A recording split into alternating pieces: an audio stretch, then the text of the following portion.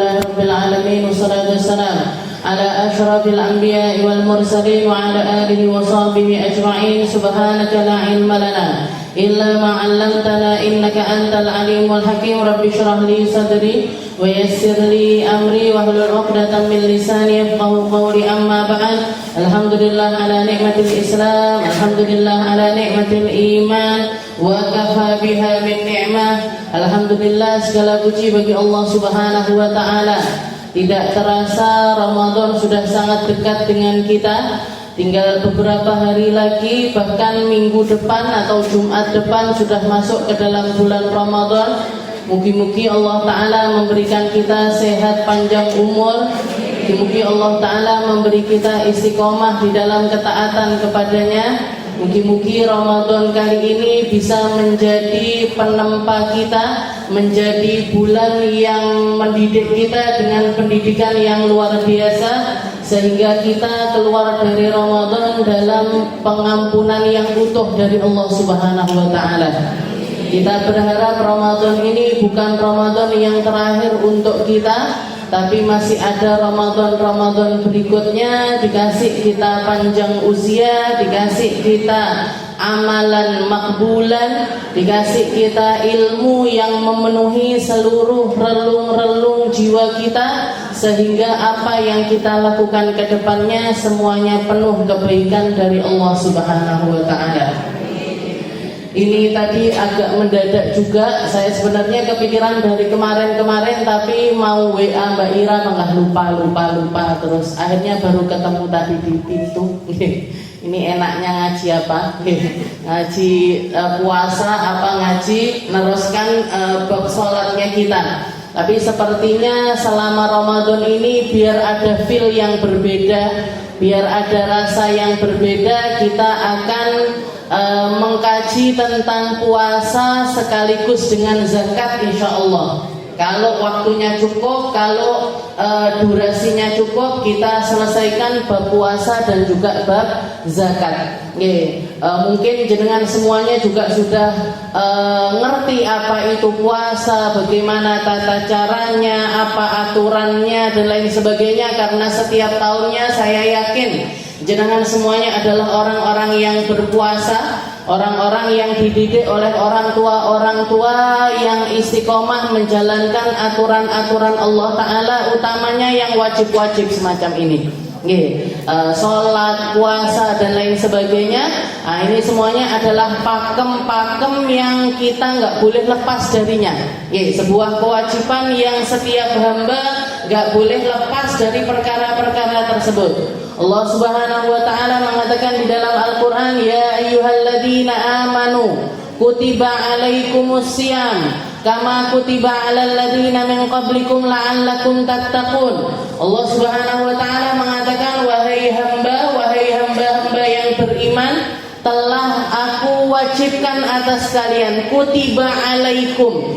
Kutiba alaikum ay furidu alaikum, telah diwajibkan atas kalian untuk berpuasa sebagaimana umat-umat terdahulu pun juga melaksanakan puasa.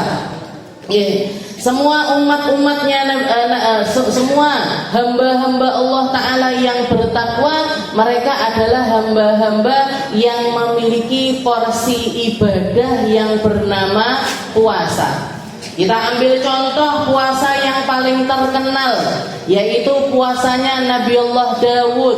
Sehari puasa, sehari enggak, sehari puasa, sehari enggak. Kenapa kok dinamakan puasa Dawud? Karena itu adalah amalan yang istiqomah dilaksanakan oleh Nabi Allah Dawud. Kalau puasa, kalau jenengan pernah dengar lagi ada yang namanya puasa dahar. Apa itu puasa dahar? Puasa setiap hari. Jadi kalau puasa Daud sehari puasa, sehari enggak, sehari puasa, sehari enggak. Ada lagi yang namanya puasa dahar. Ini puasanya siapa? Puasa dahar itu adalah amalannya Nabi Allah Nuh. Jangan bayangkan Nabi Nuh itu dakwahnya, umur dakwahnya itu 1000 tahun kurang 10.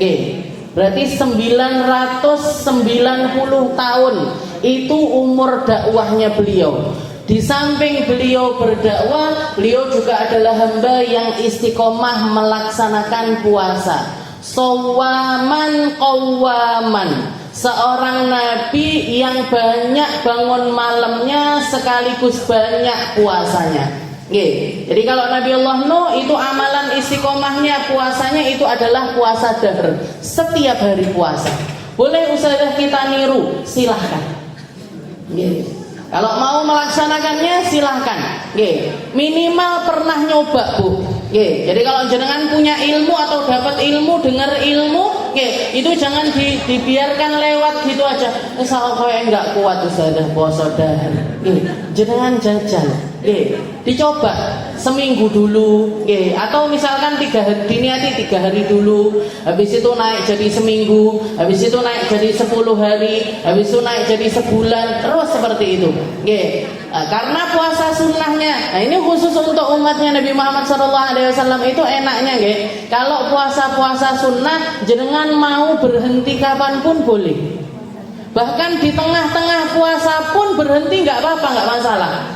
Jenengan puasa Daud, jenengan lagi puasa ini, puasa sunnah tapi bukan puasa wajib, lagi puasa sunnah. Tahu-tahu ada undangan manten atau ada temen yang tahu-tahu undang ke rumahnya, aku masak-masak, wakeh pengen jamu teman-teman makan. Jangan datang ke rumahnya padahal lagi puasa, tapi yang penting puasanya adalah puasa sunnah. Ini gimana ini? Saya teruskan puasa saya, apa nyenengin teman saya ini? Karena dia jarang-jarang ngundang, tapi lek bendina ngundang, teruskan aja puasanya. Karena itu berarti bukan nyenengin, karena setiap hari. Jadi kalau itu sesekali, dan kita tahu kalau dia itu makanannya itu kita makan bakalan seneng sekali, batalin puasanya nggak apa-apa. Besok dilanjut lagi puasanya. Besok dilanjutkan. Itu puasa sunnah. Puasa sunnah itu fleksibel. Puasa sunnah itu lebih fleksibel. Jadi yang penting puasanya bukan puasa wajib, itu dibatalkan kapanpun selama ada amalan yang pahalanya atau potensi pahalanya itu lebih besar untuk kita lakukan. Dengan masih punya suami, punya suami, suaminya jenengan pamit sama suaminya, ya aku tak poso, katanya suaminya, ya silahkan puasa, ya silahkan puasa. Tapi ternyata siang-siang lagi makan, suami ini bilang, bojone jenengan bilang, mosok aku mangan dhewe. Masa saya dibiarkan makan sendiri? Wes makan bareng aja. Loh saya lagi puasa, ya batalno dhisik. Ini berarti apa? Perintah dari suami. Batalin nggak apa-apa. Nah untuk itu untuk puasa sunnah. Jadi para nabi-nabi terdahulu itu semuanya makanya kata Allah Ta'ala mengatakan kutiba alaikumus siyam kama kutiba alal ladzina min qablikum. Kenapa kok kita itu diingetin sama Allah Ta'ala? Bukan cuman kalian yang puasa, tapi di sana kaum-kaum sebelumnya, nabi-nabi sebelumnya, orang-orang soleh sebelumnya, orang-orang mulia sebelum kalian, kakek moyang kalian yang sekarang ini menjadi hamba-hamba mulia, para penempat surganya Allah Ta'ala, yang tinggal di dalam surganya Allah Ta'ala, mereka adalah para ahli puasa. Kalau kita pengen nyusul keadaannya mereka, pengen gabung di dalam amalannya mereka, pengen ikut di belakang barisannya mereka, dadi wong ahli poso. Jadilah orang-orang yang istiqomah melaksanakan puasa. Paling tidak apa? Paling tidak yang wajib jangan ditinggalkan. Paling tidak yang wajib jangan dientengkan. Paling tidak yang wajib ini kita pegangi dengan kekeh. Kutiba alaikumus siyam kama kutiba alal ladzina min qablikum la'allakum tattaqun. Kenapa? Karena Allah Ta'ala pengen kita itu jadi hamba yang bertakwa. Allah Ta'ala itu baik, sangat baik, dan sangat menginginkan hambanya itu untuk jadi orang baik. Kenapa? Karena ketika kita baik, hadiah yang disiapkan sama Allah Ta'ala itu luar biasa besar, yaitu surganya Allah. sebuah tempat, satu tempat kembali yang kita sebenarnya mau beli dengan harga berapapun nggak akan bisa, Bu. Mau ganti dengan cara apapun nggak akan pernah bisa. Seumur hidup kita beribadah untuk beli surganya Allah Ta'ala nggak akan kebeli. Kenapa? Karena amalan sedikit tapi balasannya itu besar dari Allah Ta'ala. Bahkan Nabi Muhammad SAW ketika menceritakan orang terakhir, manusia terakhir yang keluar dari neraka setelah itu dimasukkan ke dalam surganya Allah Ta'ala, dimana ketika laki-laki ini masuk ke dalam surga, ditutup pintu surga. Pintu surga ditutup, pintu neraka ditutup, nggak ada lagi yang masuk, nggak ada lagi yang keluar. Hamba ini tadi, wong sitok ini tadi keluar keri dewe, ngelihat surga sudah penuh dengan penduduknya, insecure dia. Ya Allah, saya ini mau ditaruh di mana? Sek komanan enggon opo enggak? Mau jenengan paringi surga yang mana? Dia sudah terima kasih sekali karena setelah bertahun-tahun, bahkan mungkin berpuluh-puluh tahun dicuci dulu di dalam neraka, pada akhirnya keluar juga dengan modal apa? Dengan modal kalimat la ilaha illallah. Dikatakan dia keluar hanya membawa adna paling kecilnya biji wijen dari iman. Nggak nggawa amalan apa-apa, Bu. Maksiatnya luar biasa, nggak membawa kebaikan apapun dia, tapi pada akhirnya dikeluarkan sama Allah Ta'ala dari dalam neraka. Dikatakan ketika dia berdiri nggak ngerti mau tinggal di surga bagian mana, nanya sama Allah Ta'ala, ya Allah, saya ini nanti mau dikasih tempat di mana? Katanya Allah Ta'ala, wahai hambaku. Dikatakan ketika Nabi Muhammad mengucapkan kalimatnya Allah Ta'ala yang mengatakan wahai hambaku, Nabi Muhammad mengucapkannya sambil tersenyum. Abdullah bin Mas'ud yang meriwayatkan hadis ini ketika mengucapkannya juga tersenyum. Ditanya sama muridnya, kenapa wahai Abdullah kok jenengan ini tersenyum ketika ngutip hadisnya Nabi Muhammad SAW? Katanya Abdullah bin Mas'ud, fa inni ra'aitun Nabi SAW yatabassam. Karena aku melihat Nabi ketika membaca hadis ini senyum. Kenapa? Saya nanya seperti pertanyaan kamu kepada saya. Kenapa ya Rasul kok jenengan tersenyum? Katanya Nabi Muhammad, raditu billahi robba. Karena aku ridho Allah Ta'ala sebagai Tuhan. Kenapa? Ini hamba maksiatnya luar biasa, keburukannya luar biasa, tapi pada akhirnya masuk surga dan Allah Ta'ala masih tetap memanggilnya sebagai hambaku. Wahai hambaku, kamu bayangin rumah terbesar, rumah terluas yang pernah kamu temui di dunia dulu. Bayangin, rumahnya siapa? Artis, apa sepak bola, apa presiden, siapa yang rumahnya paling besar ketika di dunia? Bayangkan. Setelah dia bayangin, sampun ya Rabb, sudah ya Allah, bayangkan kamu nanti akan aku berikan tempat di dalam surga 10 kali lipat apa yang kamu bayangkan, dengan segala fasilitasnya, dengan segala kebaikan yang ada di dalamnya. Ini orang yang paling terakhir masuk surga, pahalanya kayak gitu. Jangan bayangkan yang atasnya, jangan bayangkan yang atasnya lagi, jangan bayangkan yang atasnya lagi. Modalnya kita apa, Bu? Taat tok nek. Kon sholat, kon poso, suruh zakat, suruh taat sama suami, suruh taat sama orang tua, Cuman modal seperti dengan durasi waktu yang pendek, balasannya selama-lamanya. Kita taat itu sabar-sabarnya kita taat sama Allah Ta'ala itu paling nggak lebih dari 60 tahun, 70 tahun.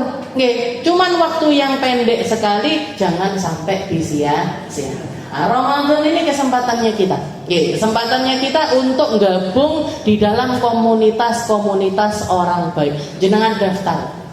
Ada pemimpinnya para ahli puasa. Nah, kita masukkan diri kita di dalam para ahli puasa.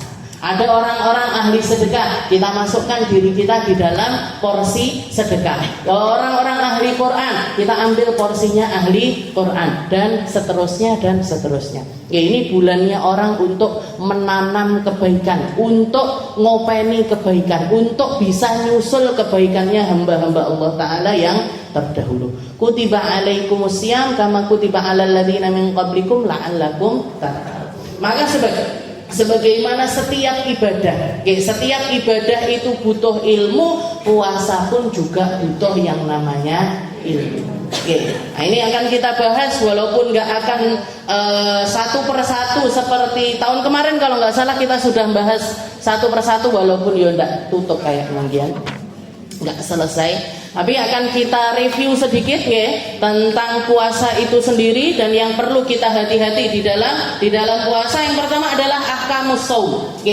Hukumnya puasa.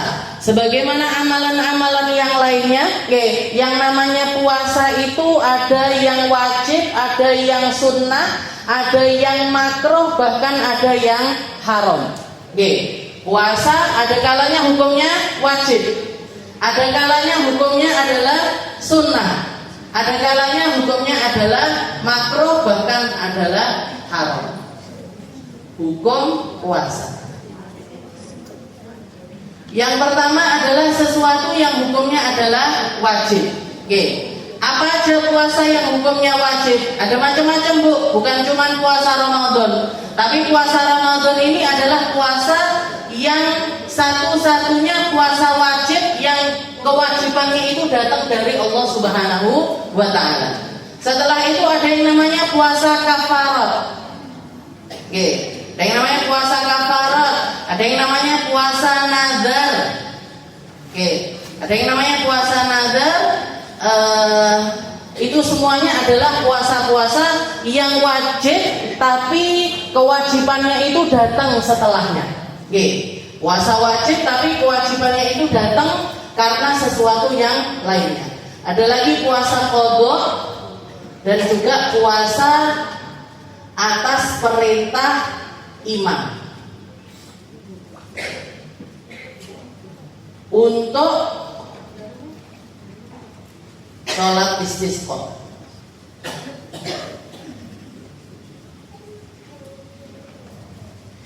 Jadi ada hukumnya wajib puasa.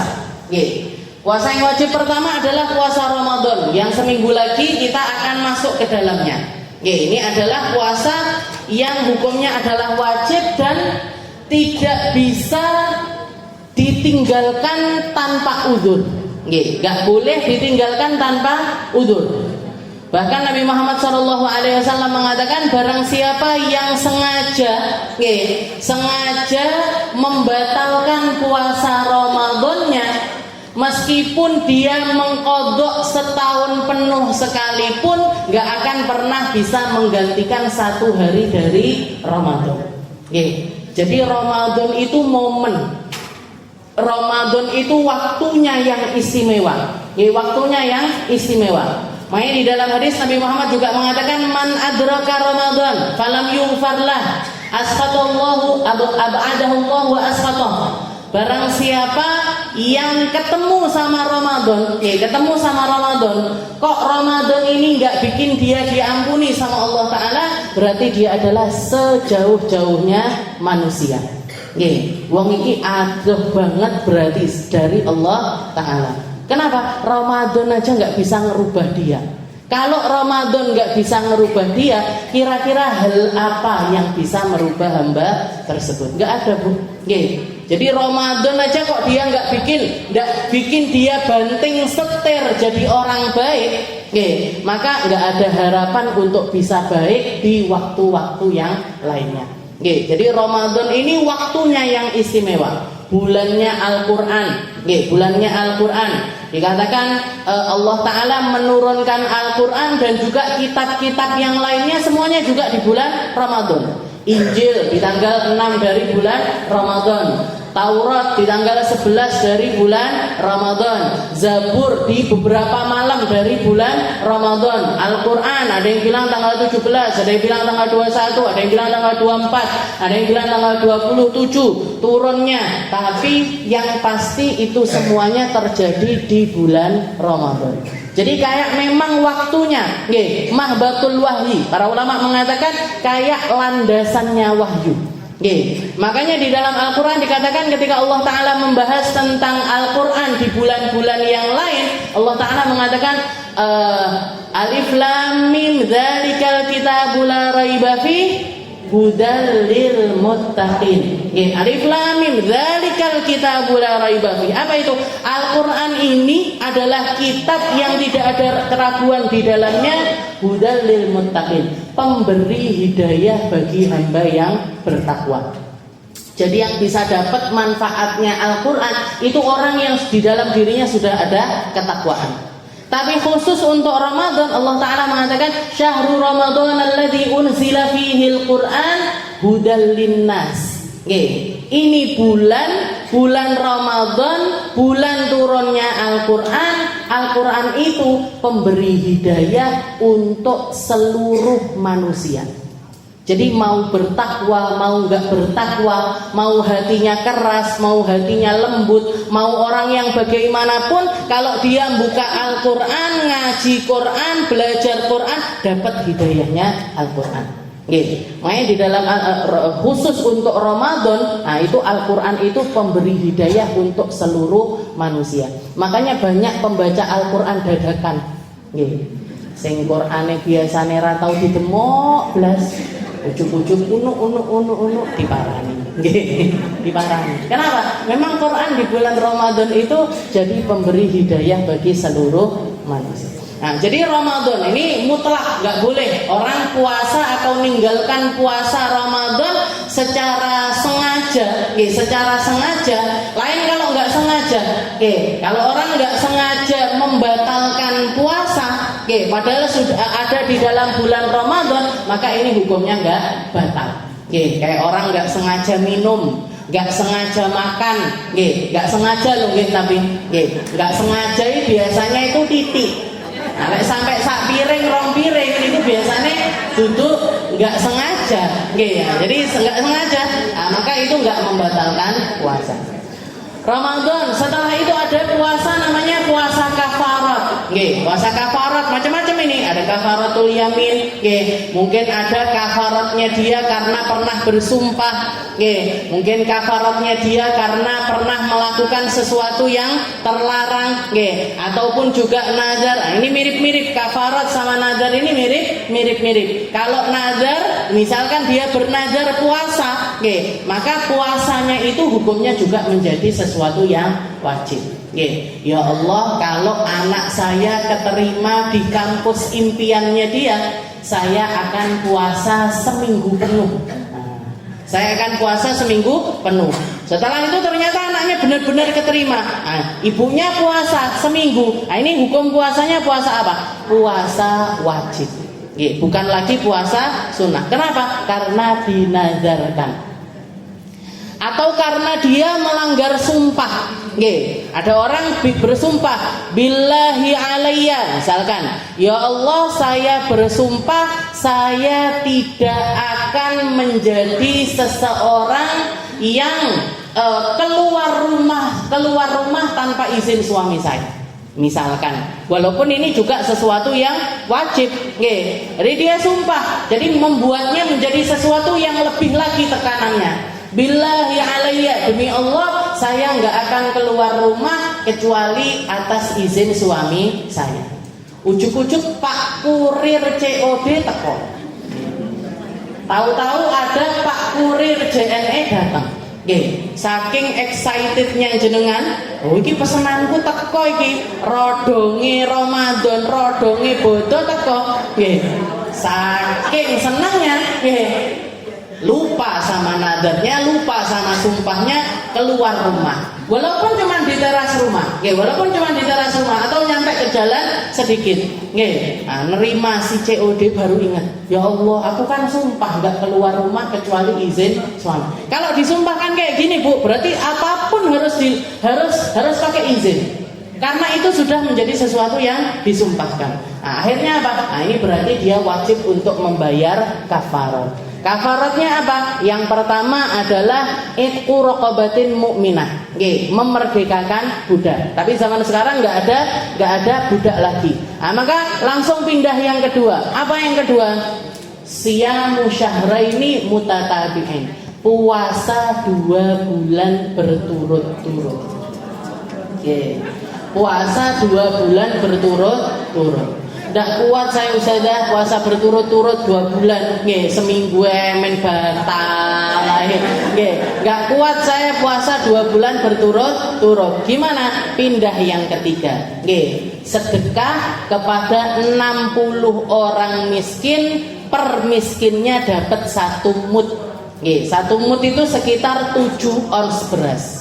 6 sekian. Tapi kalau mau baik dibulatkan jadi 7 ons kepada 60 orang miskin. Nah, itu adalah kafaratnya orang yang melaksanakan atau ingkar, istilahnya melanggar sumpah. Sumpah itu selama nggak dilanggar maka nggak ada hukumannya. Tapi kalau dilanggar maka ada hukumannya. Nah, bedanya sama nazar apa? Kalau nazar apa yang kita lakukan atau kafaratnya itu kita sendiri yang menentukan. Atau cara penyelesaiannya itu kita sendiri yang menentukan. Tapi kalau kafarat itu datang dari Allah Ta'ala.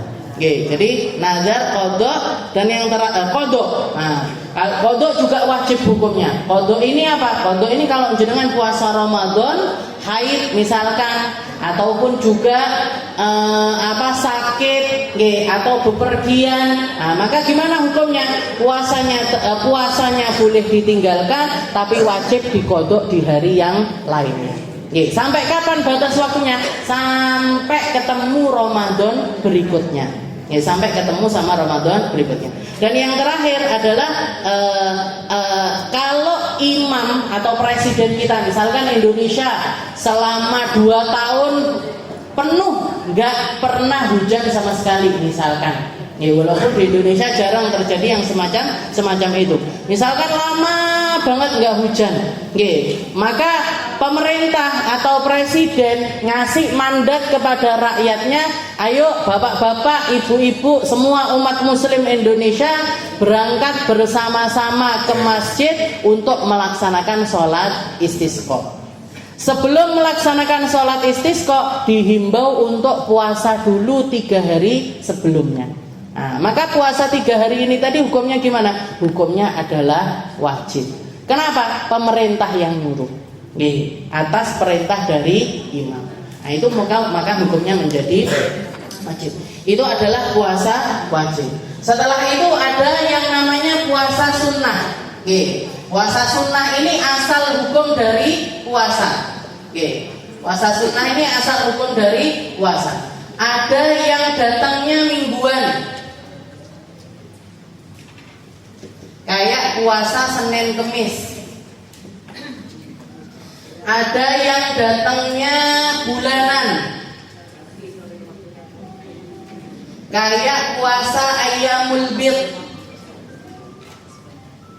ataupun Ayyamus Sud.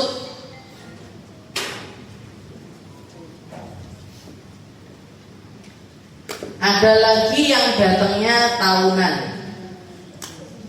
seperti puasa Asyura, Tasu'a dan lain sebagainya. Ada kalanya hukumnya adalah sunnah. Jadi ada puasa-puasa yang hukumnya adalah sunnah. Dan ini asal hukum puasa sebenarnya adalah sunnah selain puasa Ramadan. Dikatakan untuk puasa sunnah ada yang yatakarrar bitakarruri usbu wa syahr wa sanah. Ada yang datangnya itu mingguan. Yang datang mingguan semacam apa? Puasa Senin dan juga puasa Kemis. Nabi Muhammad SAW ketika ditanya, ya Rasul, kenapa kok jenengan puasa hari Senin? Katanya Nabi, dzalika yauma wulidtu. Katanya Nabi, itu adalah hari aku dilahirkan. Jadi Nabi Muhammad itu sebagai bentuk syukurnya punya hidup, istilahnya untuk mensyukuri. Kalau kita mensyukuri ulang tahunnya, beliau itu merayakannya bukan cuma setahun sekali, tapi setiap minggu. Setiap minggu. Jadi saya lahir hari Senin, maka saya untuk mensyukuri hari tersebut saya melaksanakan puasa. Kalau hari Kamis, ya Rasul, kenapa kok jenengan puasa hari Kamis? Katanya Nabi, itu adalah hari di mana amalan mingguan itu dilaporkan kepada Allah Subhanahu wa taala, maka saya ingin ketika dilaporkan terakhir catatan itu saya dalam keadaan berpuasa. Itu alasannya beliau puasa Senin dan juga puasa Kamis. Setelah itu ada yang datangnya itu bulanan. Jadi puasa sunnah tapi datangnya itu bulanan. Yang modelnya paling terkenal namanya adalah Ayyamul Bid. Ayyamul Bid ini puasanya Nabiullah Ibrahim. Nabi Ibrahim itu dikatakan setiap bulannya beliau puasa 3 hari. Puasa 3 hari ini yang dimaksud apa? Ya puasa Ayyamul Bid itu.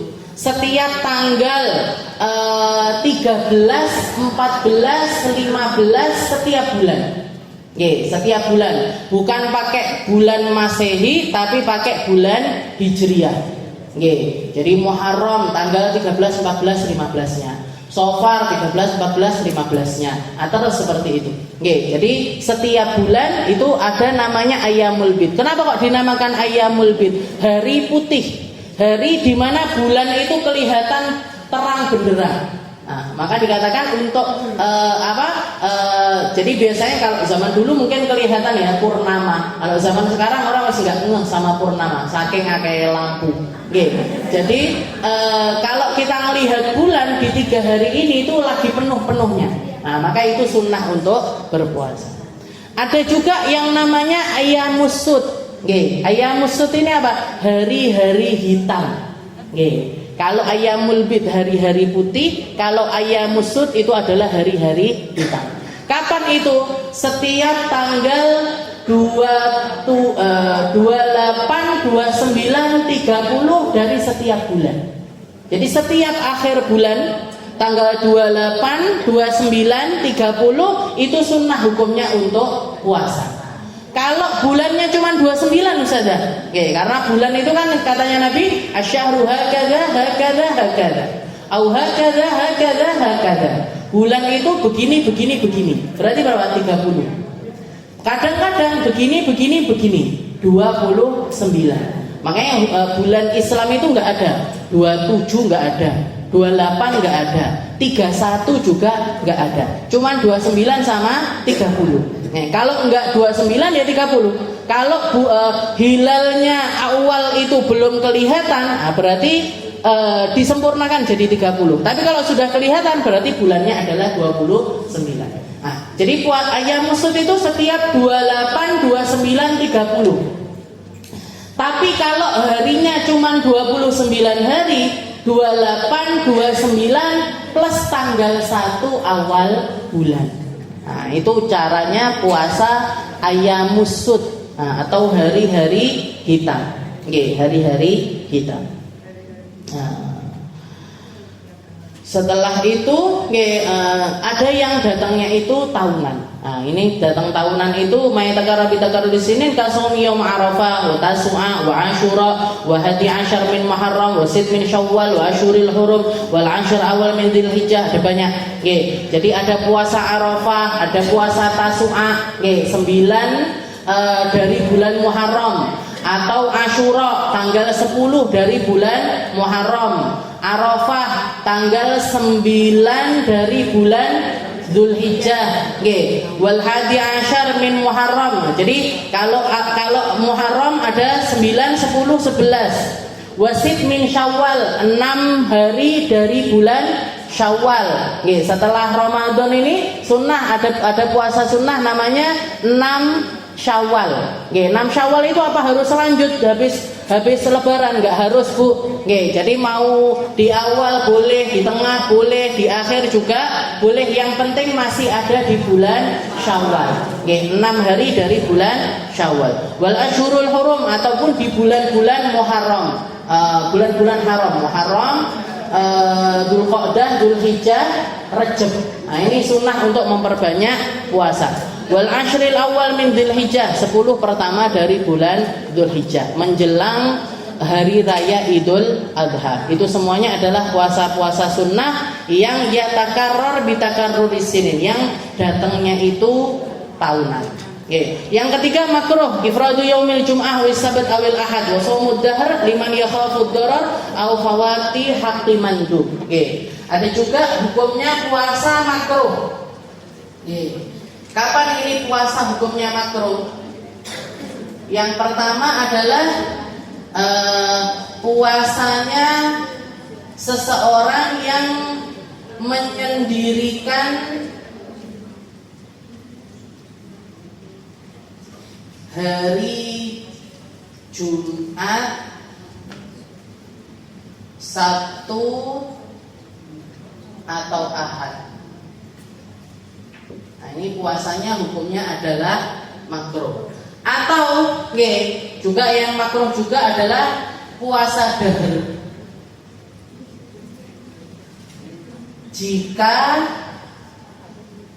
takut membahayakan.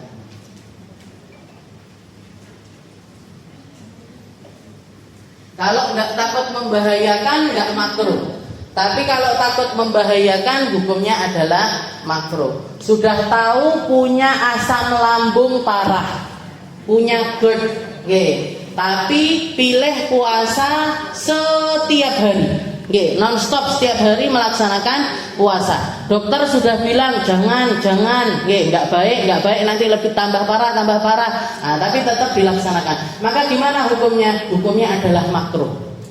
Tapi kalau sampai dokternya mengatakan Bu, tidak boleh sama sekali puasa, karena itu istilahnya bukan cuman takut membahayakan, tapi memang benar-benar pasti membahayakan karena sudah jelas penyakitnya. Nah, maka gimana hukumnya? Hukumnya haram. Nah, jadi makruh ini yang pertama adalah menyendirikan hari Jumat, Sabtu sama Ahad. Nah, jangan kalau pengen puasa hari Jumat harus disambung sama sebelumnya atau dengan sesudahnya. Atau puasa hari Sabtu harus disambung sebelumnya atau sesudahnya. Hari Ahad juga gitu. Kalau mau puasa hari Ahad disambung sebelumnya atau setelahnya. Itu untuk puasa sunnah. Kalau puasa wajib tetap boleh. Masih sendirian. Walaupun sendirian nggak digabung dengan hari apapun, kalau untuk puasa wajib tetap. Makanya kalau wajib itu kapanpun selain hari-hari raya, maka itu boleh dilaksanakan. Nggak ada ketentuan yang semacam ini, nggak ada. Jadi makruh untuk orang yang. Tapi kalau untuk puasa sunnah menyendirikan 3 hari ini tadi nggak boleh. Kenapa Jumat? Jumat hari rayanya orang Islam. Sabtu, kenapa hari Sabtu? Hari rayanya orang Kristen, orang Nasrani. Kenapa hari Ahad? Hari Sabtu itu hari rayanya orang Yahudi. Hari Ahad itu hari rayanya orang Nasrani. Tidak boleh disendirikan. Rasulullah ketika melihat istrinya puasa di hari Jumat, ditanya sama Rasulullah, kemarin kamu puasa apa enggak? Enggak. Besok kamu rencananya puasa apa enggak? Enggak, batalin. Sama Rasulullah suruh batalkan. Maka para ulama mengatakan, kenapa kok seperti itu? Karena hukumnya adalah makruh. Ifradu yaumil jum'ah wa sabt aw ahad wa yaumud dahr liman khaf. Haram. Sekarang yang terakhir adalah hukumnya haram. Kapan puasa itu hukumnya adalah haram? Puasa hukumnya haram yang pertama adalah di hari raya Idul Fitri.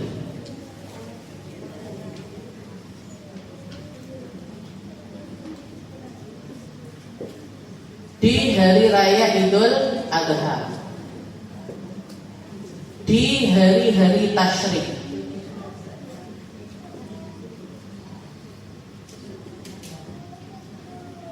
Dan yang terakhir setengah terakhir dari bulan Sya'ban.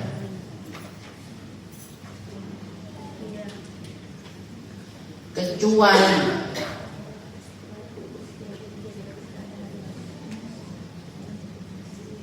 qada atau wajib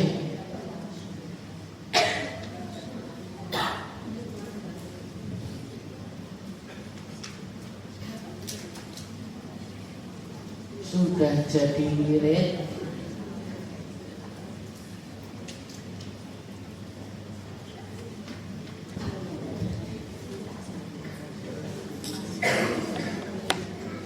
jadi ada kalanya puasa hukumnya adalah haram.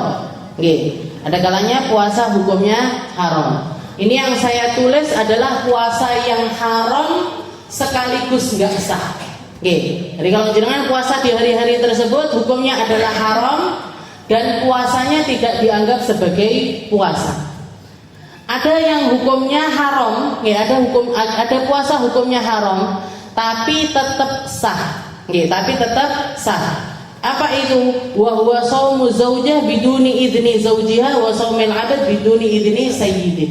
Yaitu puasanya seorang istri tanpa izin suami. Oke. Jadi istri kalau puasa ndak pakai pamit karo bojone, hukumnya gimana puasanya? Haram. Haram tapi tetap sah. Oke, jadi istilahnya puasanya itu tetap dianggap sebagai puasa. Kalau jenengan puasanya qada ya tetap menggugur, tetap bisa menjadi penggugur dari puasa qada tersebut. Jenengan puasa kafarat, ndak pamit bojone, gimana hukum puasanya? Sah. Oke, puasanya sah, tapi hukumnya adalah haram. Oke. Nah, kalau yang ini hukumnya haram dan tidak sah. Hukumnya haram dan enggak sah. Apa itu? Yang pertama puasa hari raya Idul Fitri. Nanti habis Ramadan bodoh-bodoh poso jenengan. Orang lagi keliling-keliling, tidak mau makan, tidak mau minum. Kenapa? Puasa. Itu jenengan cekel baduke. Sampeyan iki ahli puasa apa keahlian puasa. Masa Idul Fitri puasa. Jadi Idul Fitri nggak boleh puasa. Memang itu dipakai untuk hari raya. Kulu washrabu. Katanya Allah Taala silahkan makan, silahkan minum di hari tersebut. Hari raya Idul Fitri haram hukumnya puasa. Hari raya Idul Adha haram hukumnya untuk puasa. Tanggal 10 dari bulan Dzulhijjah itu haram hukumnya puasa. Nah, plus ditambah kalau untuk hari raya Idul Adha plus ditambah dengan 3 hari setelahnya, yaitu yang kita kenal dengan nama Ayyamut Tasyrik. Ayyamut Tasyrik tanggal 11, tanggal 12, tanggal 13. Nah, itu hukumnya haram untuk puasa. Sama Allah Taala suruh makan, silakan makan kambing banyak-banyak, makan daging banyak-banyak. Nah, suruh berhari raya di hari tersebut. Jadi itu hukumnya adalah haram dan juga tidak sah. Dan yang terakhir adalah puasa setengah terakhir dari bulan Sya'ban. Kayak yang sekarang ini kita berada. Jadi 10 terakhir dari bulan Sya'ban. Nah, ini saya mesti setiap Sya'ban ada aja yang nanya, gimana hukumnya Ustazah puasa setelah nisfu Sya'ban? Setelah tanggal 15 dari bulan Sya'ban. Hukumnya adalah haram dan tidak sah. Hukumnya adalah haram dan tidak sah. Kecuali untuk 3 kelompok di bawah itu. Apa itu? Yang pertama, kalau masih ada kodok puasa atau melaksanakan puasanya wajib, mau puasa nazar kah, mau puasa kafarat kah, maka selama itu puasanya adalah puasa wajib, maka tetap boleh dilaksanakan di setelah tanggal 15 Sya'ban. Jadi yang masih punya utang-utang puasa, saya tinggal 2 Ustazah, saya tinggal 3 Ustazah, saya tinggal 10, enggak kempot lah 10. Jadi tinggal kok 10. Jadi tinggal berapa? Jangan masih ada utang-utang puasa di hari-hari ini, cepet-cepet dikodoni. nggih, enggak apa-apa, enggak masalah, nggih, enggak haram hukumnya dan tetap sah. Nggih. Jadi yang pertama adalah kalau puasanya itu adalah puasa wajib, maka tetap boleh dilaksanakan. Yang kedua adalah kalau jenengan sudah menjadikannya sebagai wirid. Nggih. Puasa itu dijadikan wirid. Wirid ini itu apa? Wirid itu sesuatu yang diistiqomai. Nggih. Minimalnya berapa Ustaz? Minimalnya sekali. Nggih. Jadi misalkan jenengan awal Sya'ban dapat hidayah untuk puasa Senin Kemis, awal Sya'ban itu atau minggu kedua dari bulan Sya'ban itu pengen memulai untuk melaksanakan puasa Senin Kemis, jenengan puasa Senin Kemis. Habis itu ketemu sama nisfu Sya'ban, ketemu sama 15 Sya'ban. Gimana ini? Boleh nggak saya lanjut Senin Kemisnya? Saya pengen istiqomah Senin Kemis. Boleh. Boleh. Jadi minggu ketiganya puasa Senin Kemis lagi, minggu terakhirnya puasa Senin Kemis lagi. Habis itu ketemu sama Ramadan, hukumnya adalah boleh. Yang penting sudah dijadikan wirid. Atau saya istiqomah puasa Daud, sehari puasa sehari enggak, sehari puasa sehari enggak. Nah, setelah itu ketemu nisfu, gimana ini? Boleh enggak lanjut setelah 15 Sya'ban? Boleh. Sampai kapan? Sampai menjelang Ramadan. Jadi kalau sudah jadi wirid tetap boleh dilaksanakan. Dan yang terakhir, kalau nyambung sama setengah sebelumnya. Kalau nyambung sama setengah sebelumnya. Jangan puasa misalkan tanggal 13, 14, 15 Sya'ban puasa. Habis itu pengen lanjut 16, 17, 18, 19, terus sampai masuk Ramadan. Gimana hukumnya? Boleh. Yang penting apa? Yang penting nggak terputus. Kalau keputus sekali, yang selanjutnya nggak boleh. Kalau keputus sekali, yang lanjutnya nggak boleh. Begitu juga yang diwiridkan. Kalau diputus, yang selanjutnya nggak boleh dilanjutkan. Nah, jadi misalkan jangan puasa 13, 14, 15 puasa, 16, 17, 18 puasa, 19 enek undangan manten, akhirnya nggak puasa. Nah, boleh nggak lanjut 20-nya? Nggak boleh. Jadi kalau lanjut terus sampai masuk Ramadan boleh. Tapi kalau keputus sekali aja maka nggak boleh dilanjut sampai. Kenapa kok seperti itu? Karena hari-hari ini juga disebut dengan ayyamus syak. Terutama nanti terakhir tanggal 27, 28 itu namanya adalah ayyamus syak, hari-hari yang sudah menjelang Ramadan. Maka umat Islam itu harus saklek, maksudnya poso-poso, enggak. Ini waktunya saya wajib puasa, ini waktunya saya nggak wajib puasa. Ketika nggak wajib puasa, jangan puasa. Ketika wajib puasa, puasa. Jadi nggak ada yang namanya umat Islam itu ragu-ragu. Iki posone Senin, opo Selasa, Rebu, opo Kemis. Jenengan harus menentukan. Saya ngambil awal puasa pakai hisab. Ya sudah, yakini hisab itu, mantepkan hati dengan hisab itu. Ojo noleh. Tapi kok kono urung, kok kene urung, sing kuwi urung. Yang urung silahkan belum. Kenapa? Karena dia juga punya cara sendiri. Pakai ru'yah. Biasanya kan yang beda pendapat dua ini kan. Ini pakai hisab, ini pakai ru'yah. Ini nunggu kelihatan hilalnya. Ini yang penting sudah waktu-waktunya sudah pakai hisabnya itu sudah ditentukan. Ya sudah, yang mantep pakai hisab, yang mantep pakai ru'yah. Enggak ada tengah-tengah. Terus aku bodone ndisik. Posone ndisik keri, bodone ndisik. Jadi mana yang jenengan yakini, ambil itu. Ambil itu, kekahi itu, jangan ragu-ragu di dalamnya. Ini Ini saya yakin sekarang sudah tanggal 1 Ramadan. Puasa. Oke, tapi yang sana katanya belum, masih tanggal 30. Nah, masih tanggal 29. Nah, yang belum silahkan belum. Yang sudah silahkan sudah. Pokok ojo tukaran.